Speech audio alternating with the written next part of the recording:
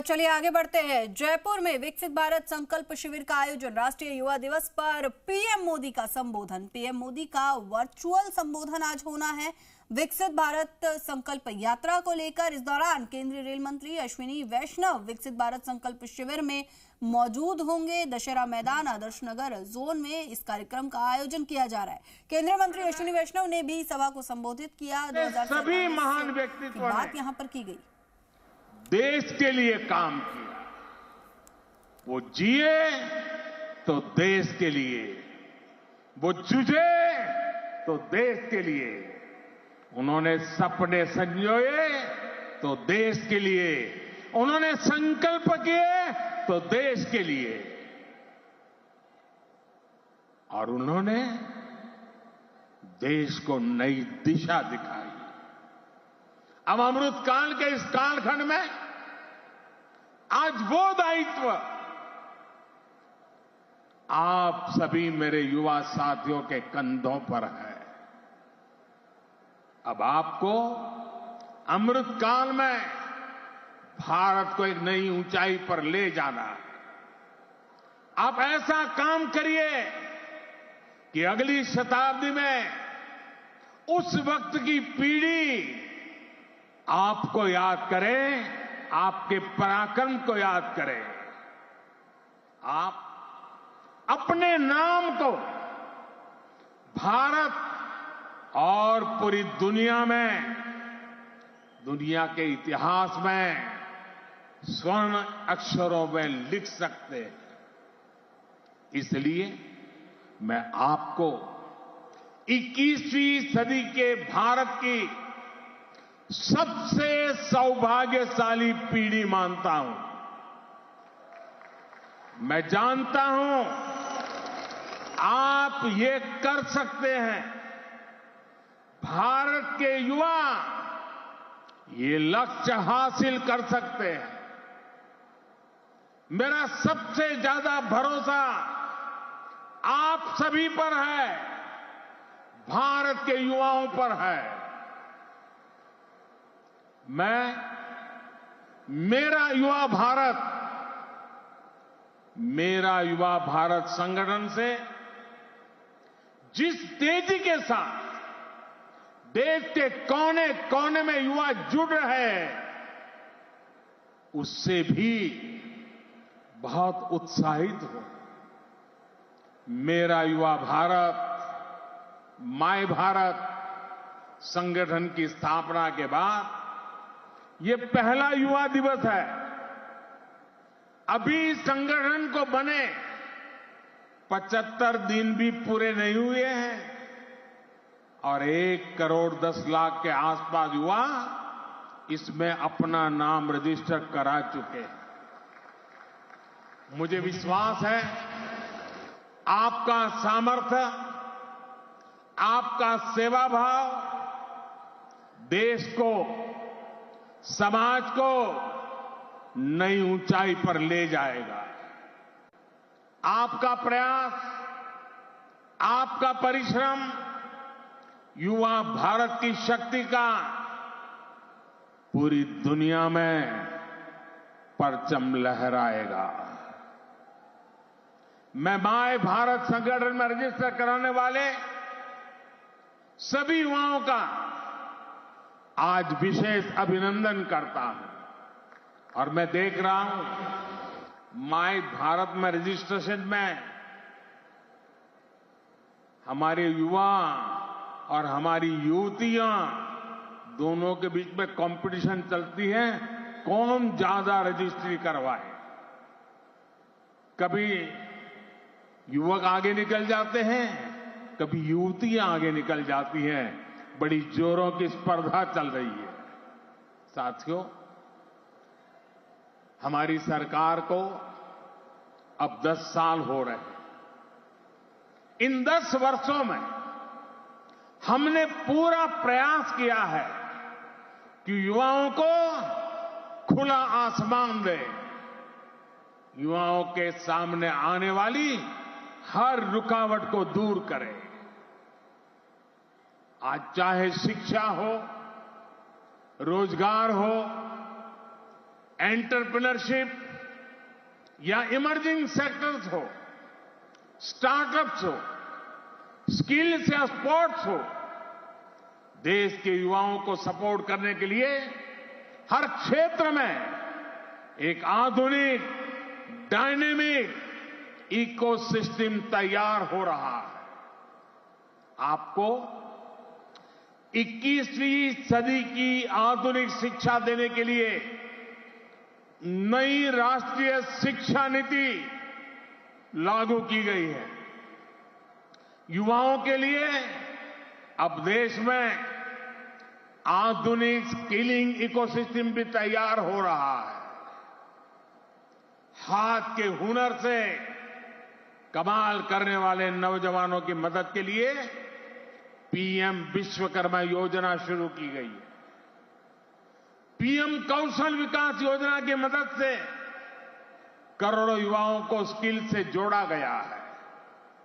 देश में नए आईआईटी, नए एनआईटी लगातार खुलते जा रहे हैं। आज पूरी दुनिया भारत को एक स्किल्ड फोर्स के रूप में देख रही है। विदेश में हमारे युवा अपना कौशल दिखा पाए, इसके लिए सरकार विदेश जाने वाले युवाओं को ट्रेनिंग भी दे रही है। France, Germany, UK, Australia, Italy, Austria जैसे अनेक देशों के साथ सरकार ने जो मोबिलिटी समझौते किए हैं, उसका बड़ा लाभ हमारे युवाओं को मिलेगा। साथियों, युवाओं के लिए नए अवसरों का आसमान खोला जाए।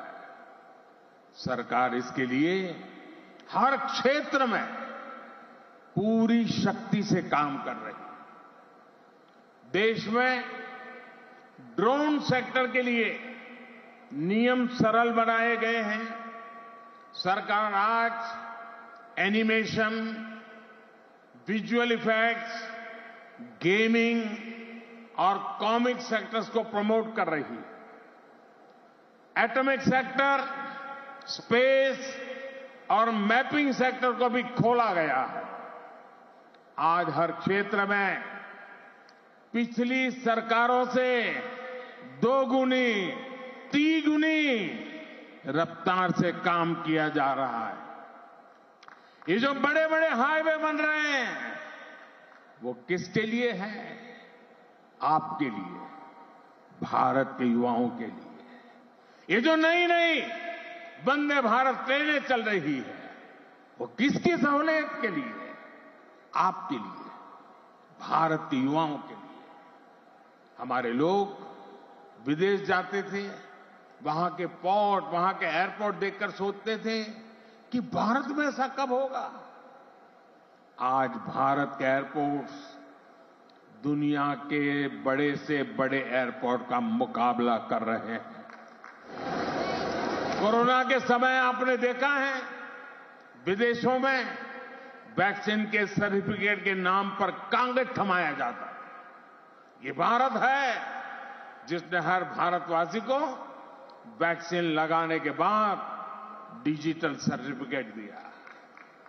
आज दुनिया के कितने ही बड़े देश हैं जहां पर लोग मोबाइल डेटा इस्तेमाल करने से पहले 100 बार सोचते हैं। वहीं आप भारत के युवा हैं जो इतना सस्ता मोबाइल डेटा इस्तेमाल कर रहे हैं कि दुनिया के लोगों के लिए अजूबा है, कल्पना से परे है। साथियों, आज देश का मिजाज भी युवा है और देश का अंदाज भी युवा है। और जो युवा होता है वो पीछे नहीं छोड़ता, पीछे नहीं चलता, वो स्वयं लीड करता है। इसलिए आज टेक्नोलॉजी के फील्ड में भी भारत फ्रंट से लीड कर रहा है। चंद्रयान और आदित्य L1 उसकी सफलता हमारी आंखों के सामने है। Made in India INS Vikrant जब समंदर की लहरों से टकराता है तो हम सभी का सीना चौड़ा हो जाता है। जब लाल किले से मेड इन इंडिया तोप गरजती है तो देश में एक नई चेतना जग जाती है। जब भारत में बना फाइटर प्लेन तेजस आसमान की ऊंचाई नापता है तो हम गर्व से भर जाते हैं। आज भारत में बड़े बड़े मॉल से लेकर छोटी छोटी दुकान तक हर तरफ यूपीआई का इस्तेमाल हो रहा है और दुनिया हैरान है। अमृतकाल का आरंभ गौरव से भरा हुआ है। अब आप युवाओं को इस अमृतकाल में इससे भी आगे लेकर जाना है, विकसित राष्ट्र बनाना है।